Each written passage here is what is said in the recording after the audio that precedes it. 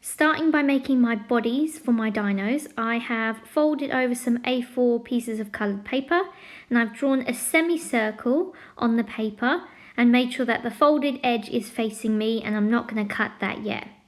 So I've cut out my semicircle, and as I unfold it, you can see I've got full circles which I'm going to cut down the middle.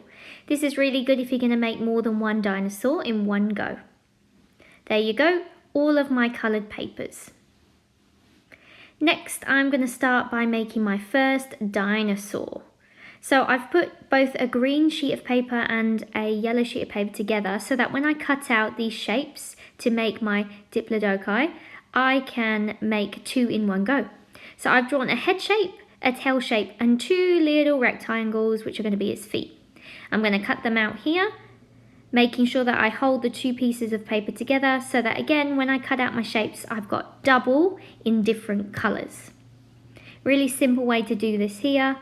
I've cut out a squiggly tail shape, and I've cut out a noodle shape with a little ball on the top, which makes his head. Nice and simple.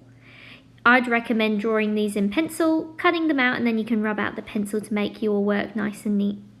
Now to glue them together, I'm just going to use a Pritt stick. You could use a little bit of tape if you don't have a Pritt stick at hand. Gluing on his head on one end of the curve, that semicircle, his tail on the other, and of course one rectangle on each end of that straight edge of your semicircle, and you've got a lovely diplodocus. The second dinosaur I'm going to make is going to be my T-Rex. So I've started by drawing some triangle shapes to make his jaw and a weird sort of noodle shape which makes his head. He's going to have a long sharp tail, quite thick, and one little curved arm here, and then I'm going to draw a chicken leg to make his foot. Obviously make the chicken leg a little bit fatter so that when you attach it, it doesn't look like a chicken's leg, it looks like a T-Rex.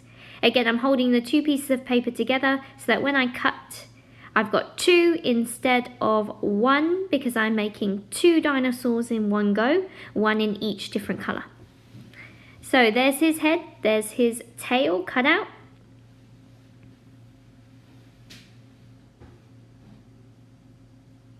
Followed by his hand and his chicken leg.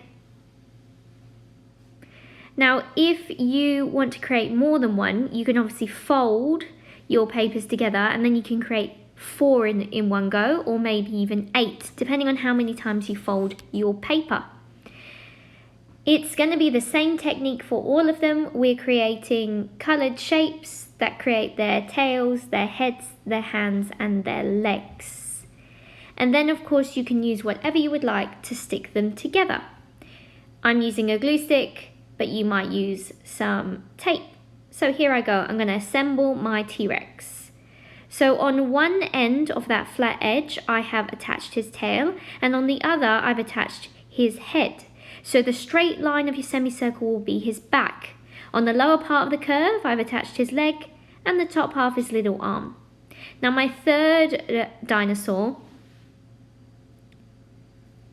I'm going to create more legs than I need to show you that you can create more than one set of legs in one go. So I am going to be making a little leg here on the purple paper. I've got a long tail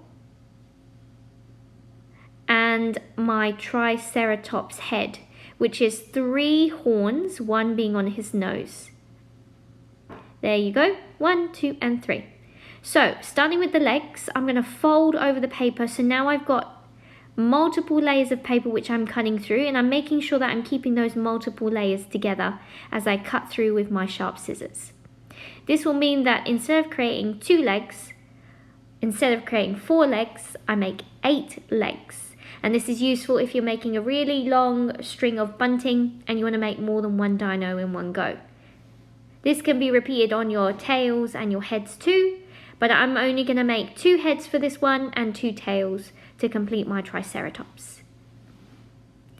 See here, I'm turning the paper rather than turning the scissors. This is a really nice way to get even and crisp lines with your cutting technique. And it also makes it a little bit easier when you're cutting out really tricky shapes like this. Now you're going to stick the tail to one end of that curved edge. the head on the opposite end, and either foot along the straight edge, which is going to make the bottom of our Triceratops. There you go. Now my last dinosaur is going to be a pterodactyl. So I'm actually folding in the corners of my semicircle to create a smaller circular shape. And I'm also going to repeat the same technique to use a folded over edge to create more than 1 foot shape. So here's his head I've just drawn, and I'm creating a strange claw-like shape to make his feet. The pterodactyl is probably the easiest one to make,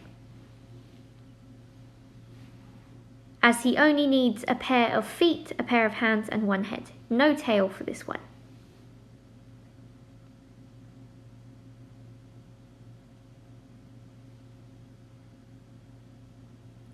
Once I've completed this last headpiece, I stick together my pterodactyl using a Pritt stick again, or sellotape, or you could even use a stapler if you don't have either at hand. Sticking his head onto the top corner of where that circular piece, I'm going to call it a pie shape, meets. And then on the inside edge, I'm going to glue his feet, making sure that his flappy wings stay on the outside edge. Once you've got all your dinos, you're going to take a long piece of ribbon or string and tape on your shapes onto that ribbon. Okay, so here is my final Bunting Dino Carnivore celebration. You can see I've strung them up on this wall so you can see what they look like. And I've added some googly eyes, but you could always draw some on with a marker pen. Now you can decorate these dinos, they don't have to stay plain. You could add some really cool coloured shapes onto them, or some patterns using some paint or pens. But I think they look pretty cool. Let's get a little closer look here. So here's my Diplodocus or Diplodocus, depending on how you pronounce his name. I've got a Triceratops, a T-Rex, a pterodactyl, one of my faves. Oh, another Triceratops, another Diplodocus or Diplodocus. I've got a pterodactyl, or a dangerous and ferocious T-Rex. And on the end there, I've got my possible favourite, a Stegosaurus. So there you go. Have fun making these at home and decorating for Carni-Vore. Have a lovely weekend. I'll see you soon. Bye.